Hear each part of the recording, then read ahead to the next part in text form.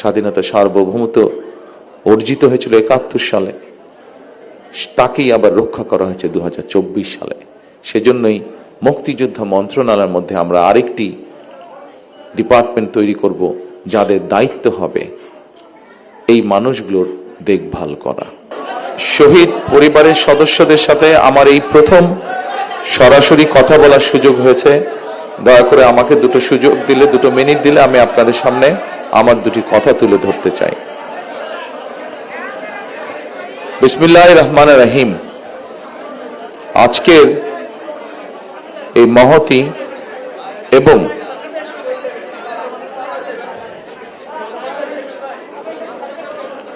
এই মর্মস্পর্শী অনুষ্ঠানের সম্মানিত সভাপতি জনাব নজরুল ইসলাম খান, মঞ্চে উপস্থিত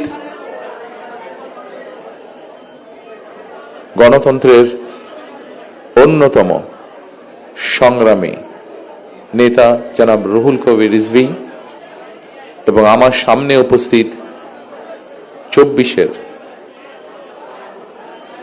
জুলাই শহীদ পরিবারের সদস্যবৃন্দ, জুলাই যোদ্ধা আহত মুক্তিযোদ্ধাবৃন্দ এবং সাংবাদিক প্রিয় ভাই বোনেরা, আসসালামু আলাইকুম। একমাত্র স্মার্ট সিটি বসুন্ধরা, আধুনিকতায় এক ধাপ এগিয়ে।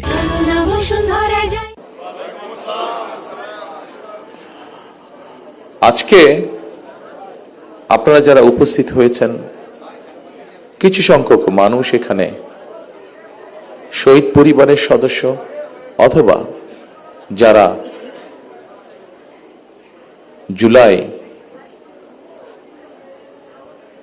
বিপ্লব আন্দোলনে শরিক হয়েছেন এবং শারীরিকভাবে ক্ষতিগ্রস্তের শিকার হয়েছেন, এরকম আহত মুক্তিযোদ্ধারা এখানে কিছু সংখ্যক উপস্থিত আছেন যারা বক্তব্য রেখেছেন।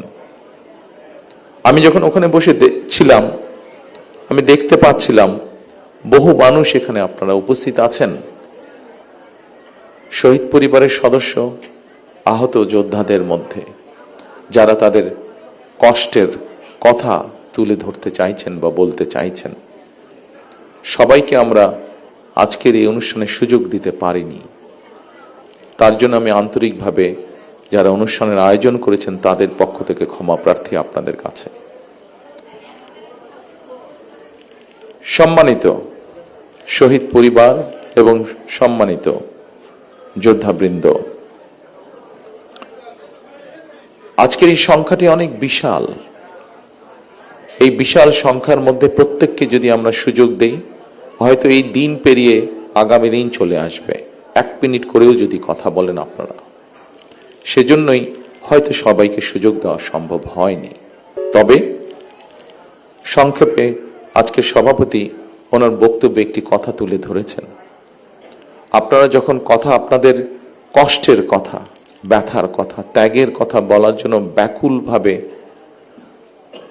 সকলের দৃষ্টি আকর্ষণের চেষ্টা করছিলেন, অস্থিরভাবে প্রকাশ করছিলেন নিজের মনের কষ্টের কথা, তখন আমি এবং নজরুল ইসলাম খান সাহেব বসে একটি সিদ্ধান্ত গ্রহণ করেছি, যা উনি আপনাদের সামনে তুলে ধরেছেন।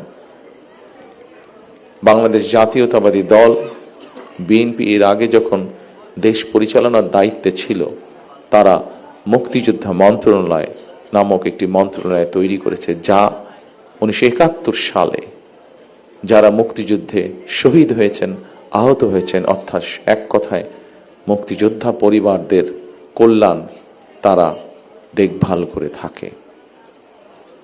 আমরা সিদ্ধান্ত নিয়েছি যে ইনশাল্লাহ বাংলাদেশের মানুষের সমর্থনে বাংলাদেশ জাতীয়তাবাদী দল আগামী দিনে সরকার গঠনে সক্ষম হলে এই শহীদ পরিবার যারা আছেন, জুলাই যোদ্ধা যারা আছেন, জুলাই আন্দোলনের যারা শহীদ পরিবার বা যোদ্ধা আছেন, তাদের যে কষ্টের কথাগুলো যে কয়জন ব্যক্তি, যে কয়জন মানুষ তুলে ধরেছেন কষ্টের কথাগুলো, এই কষ্টগুলোকে যাতে আমরা কিছুটা হলেও সমাধান করতে পারি। যাকে আমরা হারিয়ে ফেলেছি তাকে তো আমরা ফিরিয়ে আনতে পারবো না, কিন্তু যারা পেছনে রয়ে গিয়েছেন সেই পরিবারের সদস্যদের বিভিন্ন সুবিধা অসুবিধাগুলো যাতে দেখভাল করতে পারি, এই মুক্তিযোদ্ধা মন্ত্রণালয়, কারণ তারাও একজন মুক্তিযোদ্ধা, তারাও আপনারা মুক্তিযোদ্ধা হিসাবে আপনারা গণ্য। 71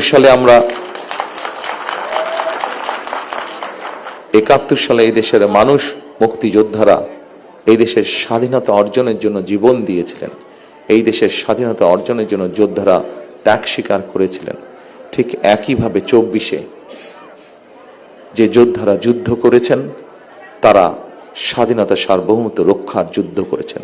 স্বাধীনতা সার্বভৌমত্ব অর্জিত হয়েছিল 71 সালে, তাকেই আবার রক্ষা করা হয়েছে 2024 সালে। সেজন্যই মুক্তিযোদ্ধা মন্ত্রণালয়ের মধ্যে আমরা আরেকটি ডিপার্টমেন্ট তৈরি করব, যাদের দায়িত্ব হবে এই মানুষগুলোর দেখভাল করা।